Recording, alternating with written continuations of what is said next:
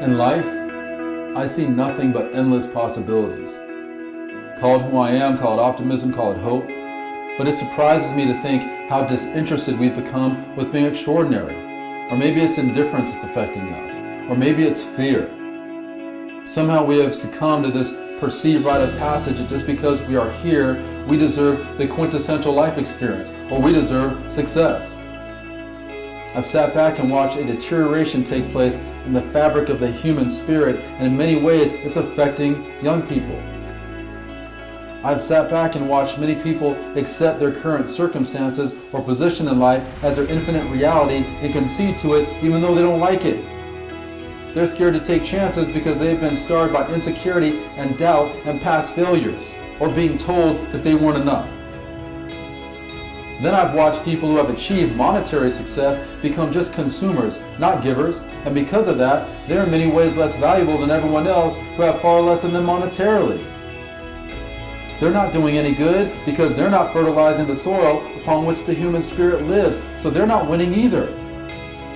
I want you to want more for your life. I exist in the lives of young people where they arrive to me unsure of what it is that they can become, but leave with only one aspiration: becoming more. But their battle is that we are crippling them by giving everyone a trophy who are not working to earn a trophy. We are crippling them by blaming not getting what they want on a coach or a teacher or some other force. There's no accountability. All that is doing is creating this facade that you can choose to not invest in discovering your greatness, and yet you will still reap the rewards of those who are achieving greatness by committing to it. As parents, we are trying to carve out the path of least resistance for young people, yet there is nothing that they are going to want in life that will take them down that same path. I hear all the time how young people are incapable of conquering and of overcoming and of displaying courage and fortitude, and how their first instinct now is to retreat. But I disagree. They are remarkable. It's not that they are incapable, they are simply ill-equipped. I live in and oversee a world that is the true depiction of who young people are once you take them to a place where the fear that they aren't enough ceases to exist. I hurt seeing people accept being compromised, accept just being here, accept feeling broken and inadequate in any capacity of life. Sports has been my life, my love. It's led me to the land of the extraordinary. It's led me to you. What I love more than being a Super Bowl champion is that I had to endure in my own life on my way to becoming a Super Bowl champion. I was that someone who pursued a greatness that, given my path, had absolutely no reason to achieve. But it happened because of one reason. I dared, not cared, I dared to be extraordinary. That's allowed me to see what you can't, and that is that you have this undiscovered greatness that is waiting for you to embrace. It's waiting for you to say, I'm not scared of being vulnerable to the unknown. I'm not scared that I might not reach the generic benchmark for success the world tells me I have to achieve, or else I fail. There's this other dimension of life waiting for you to say, why not me? Extraordinary is a choice, people. It can be yours. It requires you to embrace endurance. It requires you to embrace becoming uncomfortable. But we have become so conditioned to focus on and lament that which we are not, or that which we do not have, and it's eliminated our ability to become that which we cannot see. It's stolen our drive to choose to experience ourselves and life on a different dimension. Our mind is the greatest asset we possess because in it exist possibilities, perspective, vision, and optimism. Yet it is also the most underutilized asset. It is the asset, though, that will allow us to break outside of those perceived boundaries that bind so many of us. I have watched the impact of becoming something you didn't believe was within you by changing a mindset. I have led people, unassuming, frightened, fearful, not naturally gifted as they see it, people who put on a front that they like who they are, to the land of the extraordinary. A place where they've become something so far beyond the scope of what their mind would allow them to see that has changed who they believe that they are forever. They now don't envy someone else's life. They are instead becoming the life you envy. People love the idea of greatness, but don't make the commitment to greatness, which is why they never achieve it. So why are you waiting? I believe our culture has thrust us into this abyss where our first instinct is to doubt, to despair, to question, to complain, to be indifferent. The question I would ask you is this: how are you winning that game? How is your child going to win that game? How does being comfortable, indifferent, and inactive mentally help you break out of the bonds of self-pity, of self-sabotage, self-hate, depression, or anxiety? People are lost. Young people specifically steer to social media and do the most desperate things to try to be visible, hoping and praying that you validate them by liking who they are. Their sense of self exists on what happens through a device. You are simply conditioning your sense of self to be controlled by sources that you don't control.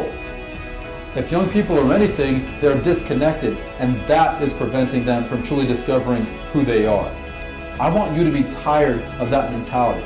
I want to empower you to have an existence where never again will you need someone to tell you that you are enough. There are too many things in life you don't control, but becoming everything you're meant to be is not one of them. The ingredient lies within you. It requires action. So why aren't we acting?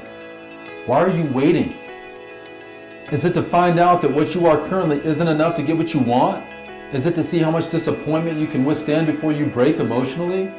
Is it to have an excuse so that if and when you don't become great, you can say that you never explored greatness? If you're not achieving greatness today, then by doing nothing, how is that going to change what you achieve tomorrow? I know that most people have never experienced greatness in the truest sense because greatness exists in the mind, and for most people, the mind is dormant. The most accomplished athletes in the world aren't sitting back waiting to find out if just by doing what everyone else is doing, they will be enough. They don't say, I'm comfortable with only this level of success. No, they're looking for the edge. They're trying to find that one advantage that gives them the chance to find greater success than you. So why aren't you taking advantage of the resources that will allow you to do the same? Why aren't you taking advantage of the mindset that will allow you to do the same? Why aren't you taking advantage of unlocking the one area and the one asset that you have that will allow you to do the same? It's a gift to be given a gateway to an entirely different experience. You have to care to walk through it. And if you don't, then mediocrity awaits you because greatness is a commitment. It is an investment. The irony is one way or another, you pay a price. There is a literal price you pay to unwrap the undiscovered you, where you can achieve success that you've never experienced before. That investment pales in comparison to the price you pay for believing your inaction will breed successful results. If you don't invest in you, you'll be relegated to a place of mediocrity and then wonder why you didn't get what you desired. It's insensible. Why do you want to play Russian roulette with your success and with your life? Only a conscious choice to dare to be extraordinary will provide you a pathway to the undiscovered you. I say dare to be extraordinary because it takes foresight, it takes courage, it takes being tired of not living. It takes being tired of living in fear. You can't love something and someone you've never chosen to become. And I will tell you this, self-love, people, is a transformational word. It is a transformational discovery. It changes the lens through which you see life and yourself in it. In my role in the lives of others, I see how willing and courageous young people are to venture into the unknown once you give them a glimpse of what waits for them on the other side. The only tragedy in life is undiscovered greatness because it is denying you of the self-love that will inspire you for the rest of your borrowed time here on earth. Imagine living life with no barricades, where you awaken your spirit and also the traits that we need to be a beacon to others. Empathy, purpose, passion, awareness. That's when you will force the world to take notice of you. But yet you will not need the validation of the world in terms of who you are. But when you give the world all of you, in return, it will give back to you in the way of exponential success. Life is about endurance and fortitude and action. The second you accept that, you become a blank canvas upon which to create the masterpiece you were meant to be. Dare to be extraordinary, people. Once you've been given the knowledge that there is more waiting for you, then you get to make the choice as to what happens next. The only wrong action at that point is inaction. The human spirit is bound by nothing once you awaken it. So ask yourself, why not me and why not now?